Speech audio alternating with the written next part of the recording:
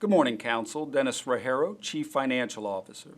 Thank you for having me here this morning to brief you on the Mayor's fiscal year 2022 recommended budget. You see on screen the agenda. In the run-up to the budget, we'll discuss how we're both strengthening and planning for Tampa's foundation, including addressing deferred vehicles. We'll then speak to the significant pandemic funding we're receiving under the American Rescue Plan Act, or ARPA, and then to the meat of fiscal year 2022 funding and the cost of government services, wrapping up with a brief overview of the city's debt and capital improvements plan. On to strengthening Tampa's foundation. Here you see some detail about how the COVID pandemic has impacted and continues to impact the city, both financially and personally. We continue to anticipate revenue losses of over $40 million, primarily in the general fund. And there have been 700 instances of our employees testing positive through July, and the number of quarantines nearly equaling the number of employees, with many public safety personnel requiring repeat quarantines. Council, in crafting a budget strengthening our foundation, we turn to our community survey, and you see the top 10 important characteristics here. At number 1, a sense of personal safety. And keying off of that, you'll see our past and recommended substantial investments in fire and rescue on the next slide. On the left, the actions we've taken so far, you heard the mayor speak to. From the top, improving the level of fire rescue services. We've increased staff, we're working on our existing fire stations, and investing in both equipment and vehicles. On the right, in fiscal year 2022, we'll invest even more in additional personnel and continue spending significant funding on vehicles, fire stations, and efficiencies. Continuing the community-centric theme, the Tampa Police Department began the Mental Health Co-Responder Pilot Program, and the city's review board ordinance was adopted. In fiscal year 2022, we'll begin design on a complete refurbishment of the public safety training facility at 34th Street. Again, in the face of the pandemic, we initiated the well-known Lift Up Local program and innovated our operations to secure thousands of jobs. The city invested in implementing the OpenGov budgeting and performance management reporting system. In fact, the budget that you will review is presented on this new platform. We reestablished the planning department to improve our customer service and took aggressive action to increase our minority procurement participation 16%. In fiscal year 2022, we'll provide additional funding for the East Tampa Recreational Complex and the Hannah Avenue Government Center. Council, we have been and will continue to be very busy increasing housing affordability.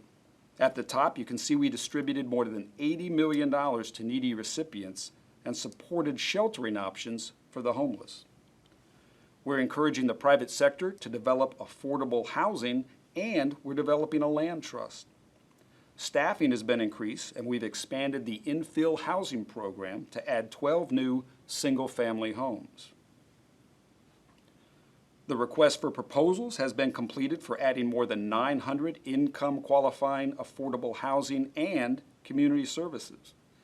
We've acquired the Army-Navy parcel downtown for more affordable and workforce housing, and initiated the rezoning and another request for proposals for an 8-acre parcel in East Tampa for additional income-qualifying housing units. And we funded a tax credit application for elderly income qualifying development at the Madison Highlands project. We'll continue our determined efforts in fiscal year 2022. In fact, between the American Rescue Act funding and our anticipated formula grants next year, we will spend nearly $35 million on housing. We'll continue to expand the various services you see here: housing and shelter accommodations, infill housing, and owner-occupied rehabilitation. We're developing a replacement home program for those that just can't be repaired, and we're promoting the city's opportunity zones for neighborhood and business revitalization. Moving on to workforce development, we created an entire department and hired a director for this important purpose and adopted an apprenticeship ordinance. We'll continue the successful Bridges to Business program and the signing days while aligning educational resources. As you know, the Mayor's Workforce Council has been established, and the Hannah Avenue Government Center will have a sizable workforce component too. Up next, infrastructure and mobility. Through our stormwater and pipes programs, we're already seeing results of our increased investments addressing our aging infrastructure, as the recent Tampa Bay Times headline illustrates. Why didn't we flood and spill sewage? Because of our focus and our actions. From creating our transportation task force to joining the Vision Zero network, from complete streets to implementing our MOVES mobility plan, a roadway system for all is our very high priority, as is prioritizing our greenways and trails, including the Green Artery and the Green Spine. Our West River Walk, funded by the U.S. Department of Transportation Build Grant, also promises great things for that side of the river. For fiscal year 22, we have resurfacing and sidewalks, relocation of the solid waste department, and neighborhood infrastructure. Rounding out our strategic goals, sustainability and resiliency continues to be very important to all of us, and our Resilient Tampa Roadmap has been published with 58 initiatives. We've expanded and will continue to expand our electric and hybrid fleet, including charging stations, are pursuing city LEED certification, and have initiated and will continue the PURE process. In fiscal year 2022, we'll advance the Climate Action and Equity Plan and support community climate education and justice opportunities. Planning for Tampa's foundation. As you know, Council, we have a number of major planning initiatives in the works that will continue to drive us forward. I've already mentioned bringing the planning department back. Implementing both public safety and parks master plans will be major milestones. The public safety master plan will continue the progress on improving service levels while bolstering the health and wellness of our first responders. It'll also continue improving response times, addressing deferred maintenance and vehicle purchases, and will analyze the need for new stations. Implementing a parks master plan will provide a needed deep as well as broad view of the strengths of our park system and areas that could be improved. Deferred vehicles. During fiscal year 2022, we will make significant investments addressing our aging fleet. As we've discussed, our replacement funding and the purchase of new vehicles simply hasn't kept pace with our needs. So a total of nearly $33 million will be spent, with nearly half going to the public safety agencies. Moving to the American Rescue Plan Act, as we've discussed, Council, the city is anticipated to receive a total of approximately $80 million over the next 2 years to address impacts from the pandemic through fiscal year 2024, with all of the funding spent no later than 2026. As we've also discussed, the plan provides for support of public health responses, replacing lost revenue, investment in water, sewer, and broadband, premium pay for those doing essential work, and assistance to households, small businesses, tourism, travel, and the hospitality industries. Eligible uses for revenue recovery include maintenance or pay-go funding for infrastructure, cybersecurity, health services, educational services, environmental remediation, and police, fire, and other public safety services. And you see our recommended allocations here. Community-centric services, fire and police services, 20%. Housing affordability, 20%. Infrastructure, 29%. Workforce development and sustainability and resilience, 2%. Lost revenues and costs associated with the pandemic response, 29%. Here are some highlights associated with the ARPA funding. Tampa Fire Rescue will receive over $13 million for fire station renovations, vehicles, peak unit services, technology, a scholarship program, and other costs. Housing and Community Development will receive over $16 million for unrestricted owner-occupied rehabilitation, rental infill, homeless outreach, and the Build Ready program. The Mobility Department will receive over $7 million for sidewalks and resurfacing.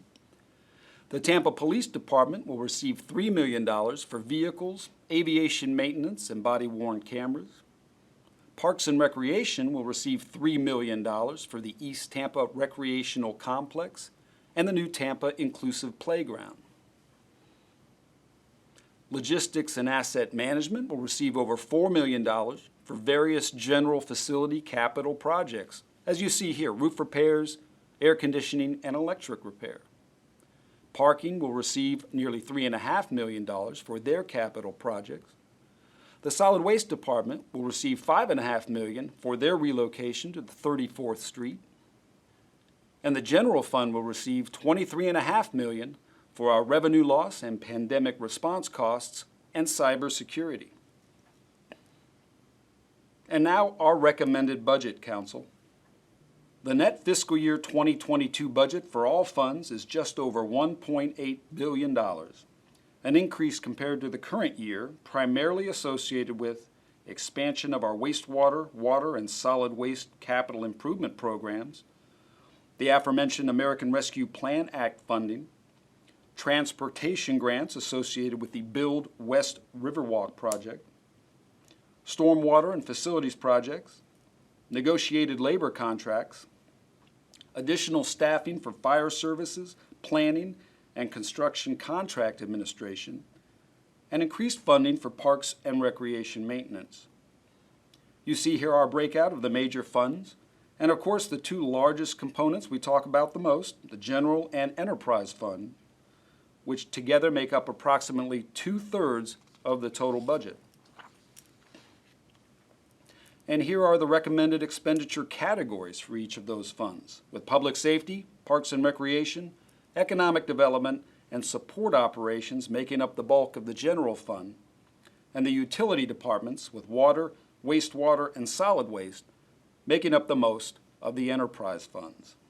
And here we show the impact of the transfer to the Community Redevelopment Agencies, or CRAs, on property tax revenues, and how the costs of police and fire by themselves continue to eclipse what we receive in those property taxes we discussed, well over half of the general fund.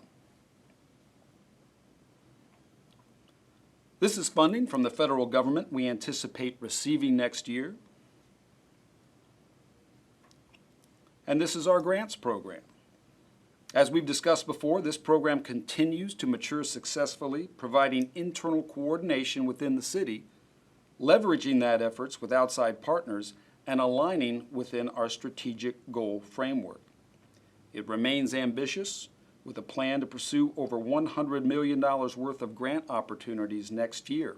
And this year, we're awaiting notification of awards for $30 million that we've already applied for. Turning our attention again to the general fund, and specifically the general fund balance, as we've discussed on many occasions, this is an important metric of our financial health and a critical benchmark for rating agencies. Here you see the general fund balance historically hovering between 23 and 24% prior to the proactive efforts we took to bolster it in the face of the pandemic.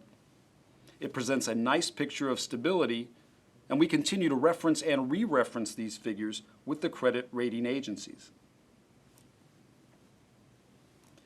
As we have been fortunate enough to do over the last few years, I'd like to again highlight our City Health Plan successes. You're of course familiar with this chart from previous years, and our comparison to the national health care costs continue to trend very well. On to the cost of government services. You see here, Council, when totaling property taxes, non-ad valorem taxes, and utility fees, we think Tampanians receive a very good value from their government when compared to these peer cities.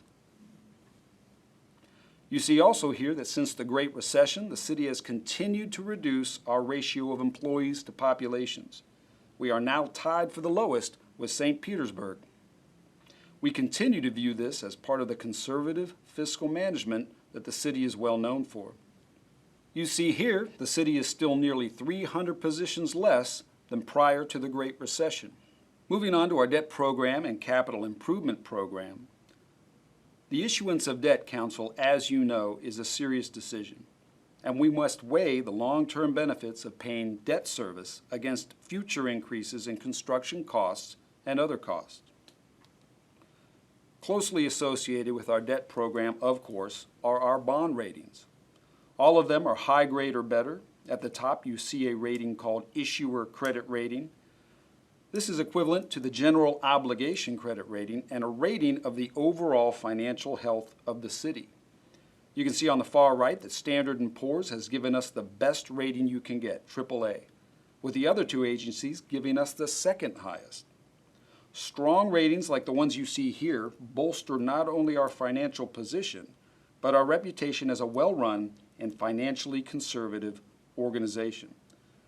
We want to thank Council for their part in managing the debt program.